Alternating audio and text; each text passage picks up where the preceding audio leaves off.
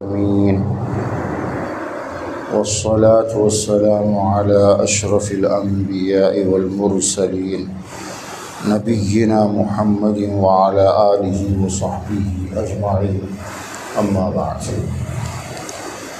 قال الله تبارك وتعالى أعوذ بالله من الشيطان الرجيم بسم الله الرحمن الرحيم ألهاكم التكاثر حتى زرتم المقابر كلا سوف تعلمون ثم كلا سوف تعلمون كلا لو تعلمون علم اليقين لترون الجحيم ثم لترونها عين اليقين ثم لتسألن يومئذ عن النعیم۔ سورہ تکاثر یہ بہت عظیم سورت ہے۔ اللہ تبارک و تعالی نے ہم ایمان والوں سے اور سارے انسانوں سے خطاب کیا ہے اور ایک خبر دی ہے کہ عام طور پر انسان جو ہے وہ کسی ایسی چیز میں اتنا مشغول ہو جاتا ہے کہ پھر دوسرے بڑے بڑے جو جو کام ہیں اس کے لیے اس کے پاس نہ سوچنے کا ٹائم رہتا ہے اور نہ کبھی وہ سوچتا ہے۔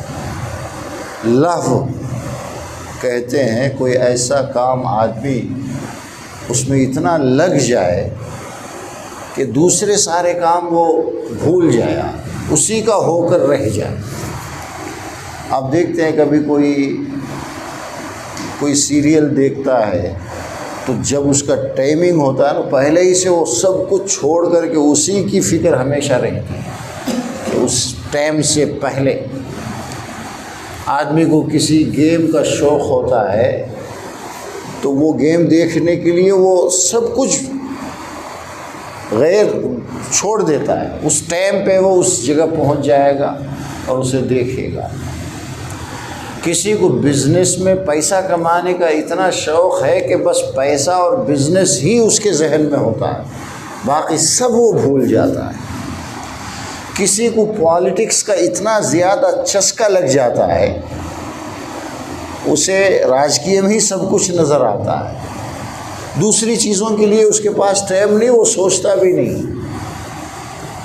تو یہ جو تکاثر کسی بھی چیز میں بہت زیادہ لگ جانا، کسی چیز کی کثرت کے لیے، عام طور پر آدمی یا تو وہ پیسہ بہت کمانا چاہتا ہے، دنیا میں بہت کچھ حاصل کرنا چاہتا ہے، یا کمپٹیشن میں دوسروں سے بڑھ کر حاصل کرنا چاہتا ہے کہ میرے پاس ہر چیز سب سے زیادہ ہو، یا پھر جو اس کے پاس ہے، جو اس نے حاصل کیا ہے، وہ دوسروں کے سامنے فخریہ بیان کرتا ہے کہ دیکھو میں نے اتنا کمایا، تمہارے پاس کچھ نہیں۔ کسی بھی چیز میں فخر کرنا اور لوگوں کو اب اسی میں اس کا پورا ٹائم لگ جاتا ہے۔ ہمارے نبی صلی اللہ علیہ وسلم جس خاندان سے تھے بنی عبد مناف کہا جاتا ہے۔ آگے جا کر کے قریش جو سب سے بڑا، جیسے ہمارے یہاں شیخ بہت ہے انڈیا میں، یہ پدر اللہ مدر اللہ انہوں سب لاسٹ میں جا کو کیا شیخ۔ قریش بھی اسی طرح مکے کا بہت بڑا قبیلہ ہے، اس کی بہت سارے برانچز ہیں، اس میں سے ایک عبد مناف ہے جو ہمارے نبی صلی اللہ علیہ وسلم کے پردادا۔ اس کے مقابلے میں ایک دوسرا قبیلہ اسی قریش کا، ان دونوں میں اکثر بات ہم بڑے ہیں آپس میں ایک دوسرے کے جو کارنامے ہیں وہ بیان کرنے میں۔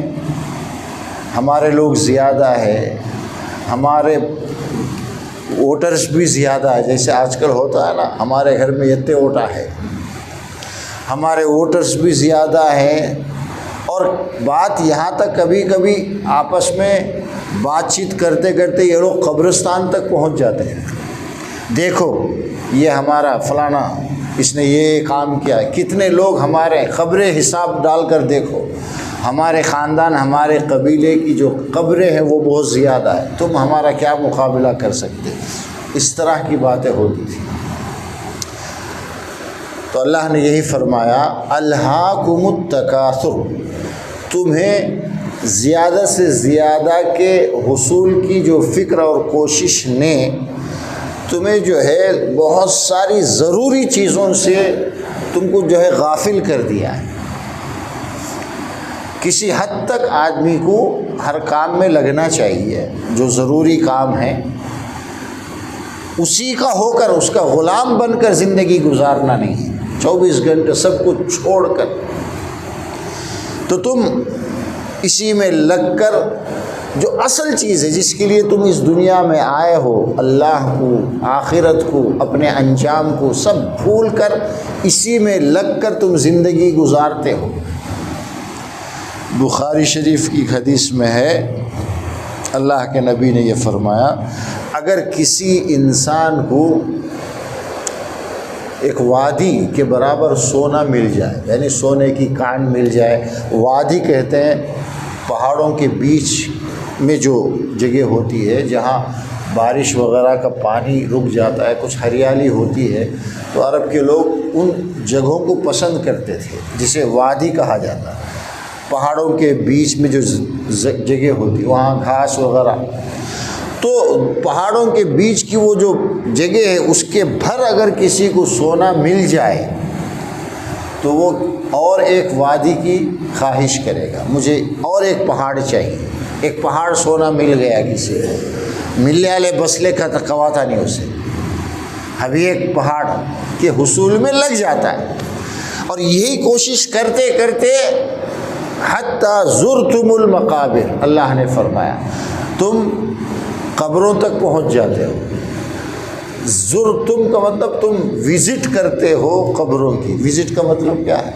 آدمی جب کسی چیز کی وزٹ کر دو تو وہ وہاں جانا پڑتا ہے نا، یعنی تم بھی مر کر قبر میں پہنچ جاتے ہو، موت تک یہ کوشش چھوڑتے نہیں، اتنا اس کے اندر بیوزی ہو جاتے ہو، اتنا مشغول ہو جاتے ہو، آخرت کی فکر ہی نہیں رہتی، کوئی تیاری نہیں، اور موت آ جاتی ہے، آدمی مر کر قبر میں پہنچ جاتا ہے۔ اس وقت اسے پتہ چلے گا کہ کن بیکار کاموں میں میں نے دنیا میں اپنا وقت گزارا، کاش کچھ وقت میں موت کے بعد کی جو زندگی ہے اس کے لیے وقت نکال کر کچھ تیاری کر لیتا۔ یہ سب وہاں جا کر اسے سمجھ میں آئے۔ یہاں مر کر قبر میں جا کر دفن ہونے کو جو لفظ یوز کیا گیا ہے وہ ہے حتیٰ زرتم المقابر۔ یہ تمہارا یہ جو دوڑ ہے کمانے کا اور دنیا داری کا، دنیا میں ایک سے بڑھ کر حاصل کرنے کی جو دوڑ ہے، یہ جو محنت ہے، یہ تمہارے مر کر قبر میں جانے تک لگی رہتی ہے، کوئی چھوڑتا نہیں ہے۔ بوڑھا ہو بھی جائے گا آدمی عمر سے، لیکن اس کی امیدیں اور اس کی جو حرص جو ہے وہ ابھی جوان ہی رہتی ہے، بلکہ بہت سارے جوانوں سے بوڑھا آدمی کی خواہش زیادہ ہوتی ہے، پیسوں کے اوپر حرص وغیرہ۔ تو مر کر قبر میں جانے کو جو لفظ یوز کیا گیا ہے وہ ہے زیارت، وزٹنگ۔ آدمی کسی جگہ پر جاتا ہے وزٹ کے لیے تو وہ ضرور واپس بھی آئے گا اپنے گھر۔ کوئی بھی وزٹر جو ہے جس جگہ کا وہ وزٹ کرنے کے لیے جا رہا ہے وہاں وہ ہمیشہ نہیں رہے گا۔ اسی لیے آج کل پوری دنیا میں آپ کسی کنٹری میں، کسی ملک میں وزٹ کے لیے جاتے ہیں، دیکھنے کے لیے جاتے ہیں، تو آپ کے پاس 2 وے ٹکٹ جو ہے آنے اور جانے کا کنفرم ہونا چاہیے، تبھی ویزا ملے گا۔ آج آپ آ رہے ہیں، کس دن آپ جائیں گے، وہ بھی ٹکٹ کنفرم ہونا چاہیے، تبھی وزٹ ویزا ملتا ہے۔ تو سب کو یہ بات معلوم ہے کہ جو وزٹر ہوتا ہے وہ ایک نہ ایک دن یہاں سے جائے گا۔ قبر میں جانے کو بھی ایک طرح کا وزٹ بتایا گیا ہے قرآن کے اندر۔ اس کا کیا مطلب ہے؟ ہم قبر میں ہمیشہ کے لیے نہیں جائیں گے، قبر میں جائیں گے، وہاں اللہ جانتا ہے کتنا وقت وہاں ہمیں رہنا پڑے گا، اس کے بعد پھر ہم اس جگہ سے اٹھائے جائیں گے قیامت کے دن، پھر آخرت کی طرف لوٹنا ہے، میدان حشر ہے، پھر حساب ہوگا، اس کے بعد جنت یا دوزخ وہ آخری ٹھکانہ ہے ہمارا۔ قبر آخری ٹھکانہ نہیں ہے۔ جس طرح ایک منزل ہماری یہ دنیا ہے، ایک منزل عالم ارواح تھی جہاں ہماری روحیں تھیں، پھر اس دنیا میں ماں کے پیٹ میں اللہ نے ہمیں رکھا اور ہماری تخلیق کی، وہ ایک مرحلہ ہے، پھر ہم دنیا میں آئے، یہ ایک مرحلہ ہے، اور اس کے بعد قبر میں جائیں گے، وہ بھی ایک مرحلہ ہے۔ قبر سے ہم اٹھائے جائیں گے، والبعث بعد الموت، یہ پکا ہے۔ قبر کو پرماننٹ جگہ نہ سمجھو، وہ بھی ایک وزٹ کی جگہ ہے، ایک منزل ہے۔ جو حضرت عثمان کے بارے میں آتا ہے نا رضی اللہ عنہ، وہ جب بھی کسی قبر سے گزرتے دیکھتے تو بہت روتے تھے، بہت زیادہ روتے روتے پانی آنکھوں سے نکل کر داڑھی بھی بھیگ جاتی تھی۔ دوسرے جو ساتھی ہیں ان سے پوچھتے تھے، کہتے تھے کہ اے عثمان، تم جو ہے بہت ساری باتیں ہوتی ہیں، دوزخ، جنت، قیامت، آخرت، ان سب کے بارے میں بھی باتیں ہوتی، اتنا نہیں روتے ہو، اتنا ڈرتے نہیں ہو، لیکن قبر کو دیکھ کر کیوں ڈرتے ہو، اتنا زیادہ کیوں ریاکشن؟ تو وہ جواب دیا کرتے تھے کہ اس دنیا کے بعد جو آخرت کی جو منزلیں ہیں اس میں قبر پہلا اسٹیج ہے، اگر وہاں کامیابی ملے گی تو بعد میں بھی ملے گی، اس لیے میں قبر کو دیکھ کر ان کی وہ حالت ہو جاتی تھی۔ تو قبر ایک منزل ہے، ایک جگہ ہے جو مستقل نہیں ہے، پرماننٹ نہیں ہے، وہاں ہمیں جتنا ہم دنیا میں نہیں جانتے نا کوئی کتنے دن دنیا میں کتنے سال ہم رہیں گے، اسی طرح قبر بھی مختصر ایک زندگی وہاں ہمیں رہنا ہے، اس کے بعد وہاں سے اٹھایا جائے گا ہمیں حساب و کتاب کے لیے۔ یہ ہمارا ایمان و عقیدہ ہے۔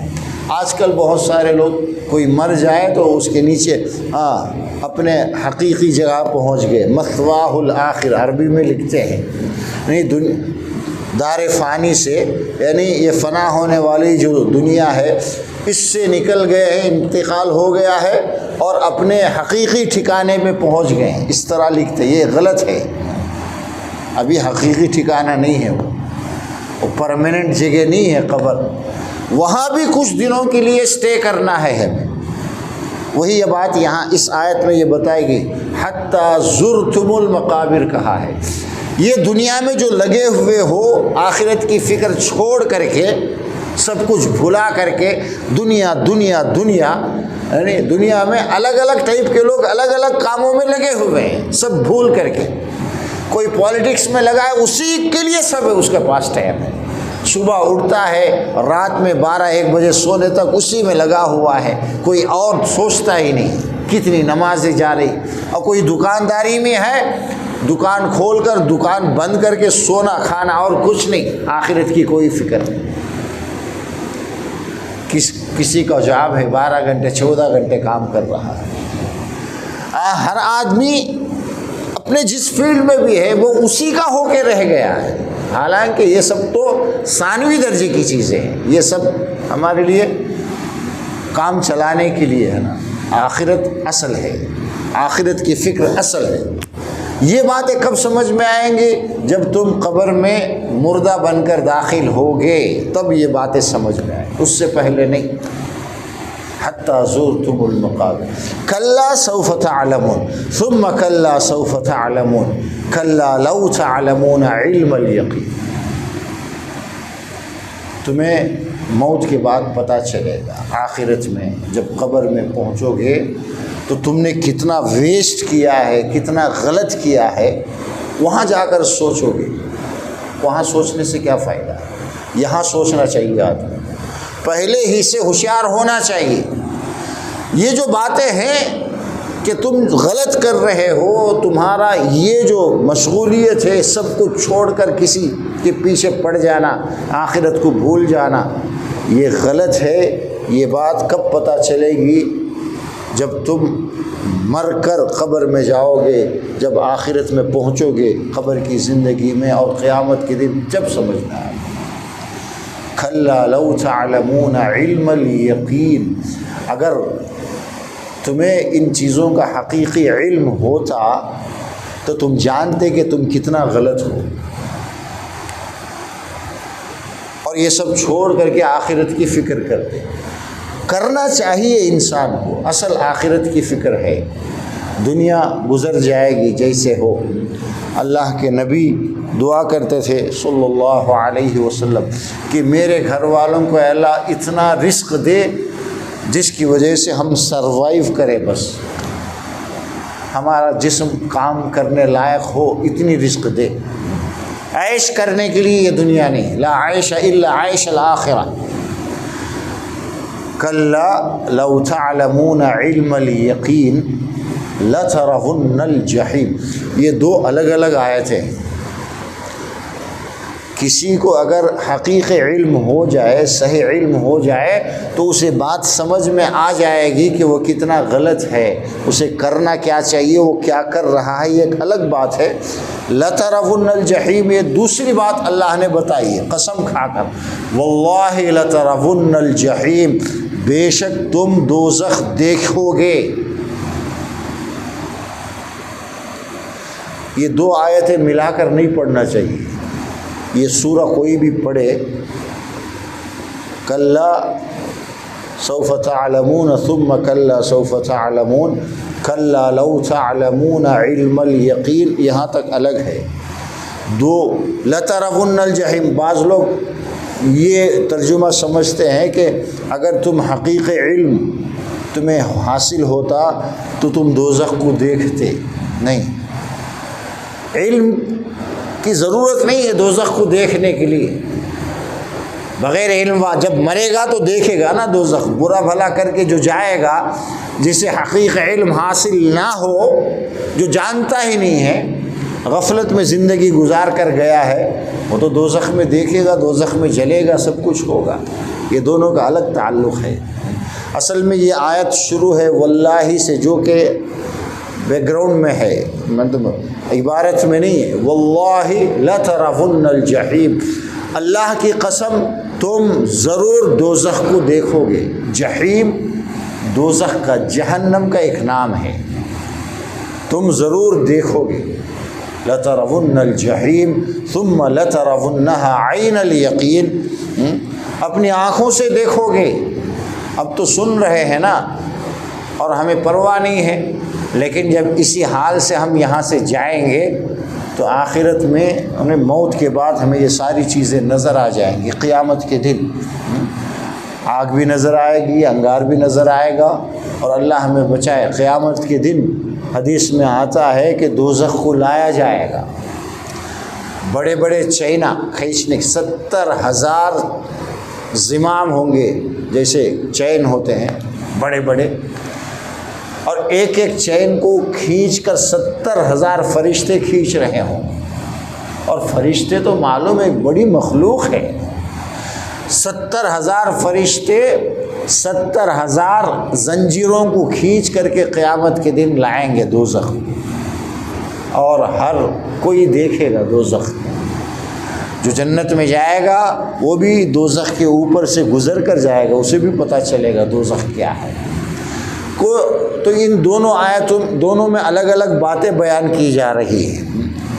ثم لتسألن یومئذ عن النعیم، پھر اللہ نے فرمایا پھر قیامت کے دن جب حساب ہوگا، اللہ کی ہر نعمت کا تم سے حساب لیا جائے گا۔ جو کچھ تمہیں ملا ہے اللہ کی طرف سے اس کا حساب ہوگا۔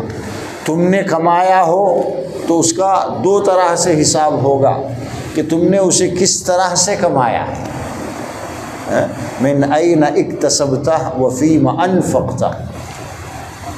اللہ کے نبی ایک صحابی کے گھر گئے، انہوں نے کھجور لا کر رکھا اور ٹھنڈا پانی، کھجور کھایا اور ٹھنڈا پانی پی کر یہ فرمایا، یہ جو نعمتیں ہیں قیامت کے دن اللہ اس کے بارے میں پوچھے گا کہ میرا کھجور، میرا پانی تو نے پیا ہے، تو نے کیا کیا میرے لیے؟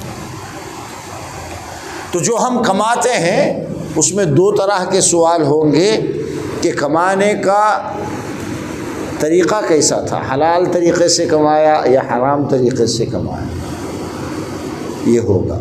اور پھر جو کمایا ہے، جو ہم نے دیا ہے، اس کا تم نے کیا کیا۔ اور کچھ چیزیں ایسی ہوتی ہیں انسان خود نہیں کماتا، اسے مل جاتی ہے، وراثت میں کوئی چیز مل گئی، گفٹ میں کسی نے دے دیا، اس میں تو یہ سوال نہیں ہوگا اس سے کہ یہ تو نے کیسے کمایا، اسے تو وہ ملا ہے، لیکن وہاں پہ یہ سوال ہوگا کہ ان نعمتوں میں تم نے کیا کیا ہے۔ یہ تو ملا ہے، چلو وراثت میں ملا، باپ دادا سے ملا یا کسی اور سے ملا، کسی نے آپ کو گفٹ کیا یا کہ حکومت نے کچھ دیا، تو آپ سے پھر اس پہ اس نعمت کا تم نے کیا کیا ہے۔ یہ نعمتیں محظوظ ہو کر ان نعمتوں کو یوز کر کے بس عیش کرتے رہے دنیا میں، یا میرے لیے کچھ کیا، یہ سوال ہوگا قیامت کے دن۔ اس لیے آخرت کو ہمیشہ یاد رکھنے کی ضرورت ہے۔ اس دنیا کے کسی بھی کام میں آدمی اتنا بزی ہو جائے کہ سب چھوٹ جائے، سب بھول جائے، یہ غلط ہے۔ سب سے پہلے انسان کو یہ یاد رکھنا ہے کہ مجھے اللہ نے پیدا کیا ہے، ایک مقصد کے لیے یہاں بھیجا ہے، اسے ہمیشہ اپنے نظروں میں رکھنا چاہیے، اس کا خیال رہنا چاہیے، اسے پورا کرتے ہوئے آدمی دنیا بھی کمائے، کھائے پیے آرام سے رہے، کوئی حرج کی بات نہیں۔ وما علینا الا البلاغ وآخر دعوانا ان الحمد للہ رب العالمین۔ سبحان اللہ وبحمدہ، سبحانک اللہم وبحمدک، نشہد ان لا الہ الا انت، نستغفرک